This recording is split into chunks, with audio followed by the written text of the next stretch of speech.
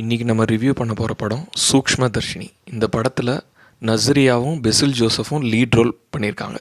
இந்த படத்தை director Jitin direct பண்ணியிருக்காரு. இந்த படம் ஒரு மிஸ்ட்ரி த்ரில்லர் மூவி. இந்த படத்துக்கு 8.1 IMDb இருக்குது. இது பாக்ஸ் ஆஃபீஸ்லேயும் ரொம்ப நல்லாவே பெர்ஃபார்ம் பண்ணியிருக்கு. இந்த படத்தை தேட்டரில் மிஸ் பண்ணியிருந்தீங்கன்னா நீங்கள் ஹாட்ஸ்டார் OTTயில் இந்த படத்தை பார்க்கலாம். இப்போது இந்த படத்தில் நஸ்ரியா அவங்க ஹஸ்பண்ட் அண்ட் குழந்தையோட ஒரு ஹாப்பியான லைஃப் வாழ்ந்து வராங்க. இவங்க இருக்க ஏரியாவில் எல்லா லேடிஸுமே ஒரு நல்ல டைப்பில் இருக்காங்க. இன்ஃபர்மேஷன் யாராவது ஒருத்தருக்கு வந்தாலும் அவங்க எல்லாருக்குமே ஒரு வாட்ஸ்அப் குரூப்பில் பாஸ் பண்ணிடுறாங்க. இதில் நஸ்ரியா வீட்டுக்கு எதிரில் பெசில் ஜோசஃப்பும் அவங்க அம்மாவும் குடி வராங்க.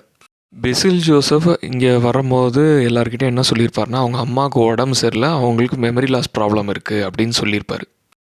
பெசில் ஜோசஃபும் அவங்க அம்மாவும் இந்த வீட்டுக்கு வந்த கொஞ்ச நாள்லேயே பார்த்தீங்கன்னா பெசில் ஜோசஃபோட அம்மா காணாமல் போயிடுவாங்க. இவங்க எல்லாரும் சேர்ந்து போலீஸ் கம்ப்ளைண்ட் கொடுத்து அதுக்கப்புறம் அவங்க அம்மாவை ஒரு ரயில்வே ஸ்டேஷன்லேருந்து கண்டுபிடிச்சி வீட்டுக்கு திருப்பி கூப்பிட்டு வந்துடுவாங்க. இதில் நஸ்ரியா ஒரு மைக்ரோபயாலஜி முடித்த ஸ்டூடெண்ட். ஸோ அவங்க எல்லாமே ஒரு ஓவர்வியூவாக பார்க்காம கொஞ்சம் உன்னிப்பாக கவனிக்கிற மாதிரி அவங்க கேரக்டரைசேஷன் இருக்கும். ஆனால் நஸ்ரியாவுக்கு ஸ்டார்டிங்லேருந்தே இவங்க அம்மா மேலே சந்தேகம் இருக்கும். ஏன்னா இவங்க வீட்டுக்கு எதிரில் தான் இருக்கிறதால அங்கே நடக்கிற ஆக்டிவிட்டீஸ்லாம் இவங்களுக்கு தெரியும். உதாரணத்துக்கு வீட்டுக்குள்ளே போகிறதுக்கு முன்னாடி அவங்க அம்மா செருப்பை மறக்காமல் கழட்டி வச்சுட்டு போவாங்க. இதில் வாட்டர் டேங்க்கில் தண்ணி நிரம்பிருச்சுன்னா அதையுமே பார்த்து ஆஃப் பண்ணியாச்சா இல்லையான்னு வெளியில் பார்ப்பாங்க. இதெல்லாம் பார்க்குறப்போ நஸ்ரியாவுக்கு இவங்க ஒன்றும் மறக்கக்கூடிய ஆள் இல்லைன்ற மாதிரி இவங்களுக்கு ஒரு சந்தேகம் இருக்கும். ஒரு நாள் நஸ்ரியாவோட ஃப்ரெண்டு ஒருத்தங்களை கூப்பிட்டுட்டு அவங்க அம்மாவை பார்த்துக்க சொல்லிவிட்டு பெசில் ஜோசப் வெளியில் போயிடுவார். போகிறதுக்கு முன்னாடியே அங்கே ஒரு மேங்கோ ஜூஸில் மாத்திரையை கலந்து வச்சுட்டு பெசில் ஜோசப் போயிடுவார். அந்த ஜூஸை அவங்க அம்மாவுக்கு கொடுக்க சொல்லி இவங்க நஸ்ரியாவோட ஃப்ரெண்டுக்கிட்ட சொல்லுவாங்க. நஸ்ரியா ஃப்ரெண்டுக்கு அதில் மாத்திரை கலந்துருக்கிறதெல்லாம் தெரியாது. அந்த ஜூஸை நஸ்ரியாவோட ஃப்ரெண்டும் பெசில் ஜோசஃபோட அம்மாவும் குடிச்சிருவாங்க. மறுபடியும் அவங்களோட அம்மா காணாமல் போயிடுவாங்க. இந்த வாட்டியும் போலீஸ்லாம் பல ஆங்கிளில் இன்வெஸ்டிகேஷன் பண்ணுவாங்க. இந்த டைமில் பெசில் ஜோசஃபோட தங்கச்சியும் ஃபாரினில் இருந்து இங்கே வந்துடுவாங்க.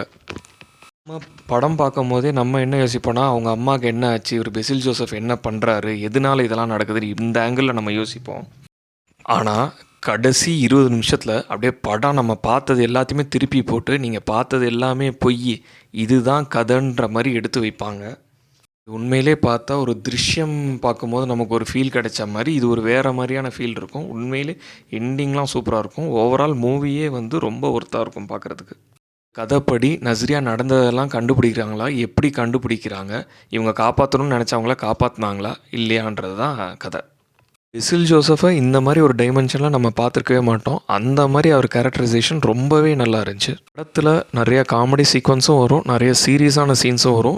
சீரியஸான சீன்ஸில் அங்கங்கே காமெடி சீன்ஸும் வச்சுருப்பாங்க, அதுவுமே நல்லாயிருக்கும். இந்த படத்தில் நஸ்ரியா ஒரு ப்ரோட்டகனிஸ்டாகவும் பெசில் ஜோசப் ஒரு ஆன்டகனிஸ்டாகவும் நம்ம பார்க்கலாம். 2 பேர் பெர்ஃபார்மன்ஸும் தெரிக்க விட்டுருக்காங்க, உண்மையிலே நல்லாயிருக்கு. இந்த ரிவ்யூ பிடிச்சிருச்சுன்னா தயவு செஞ்சு சப்ஸ்கிரைப் பண்ணி சப்போர்ட் பண்ணுங்கள். தேங்க்யூ.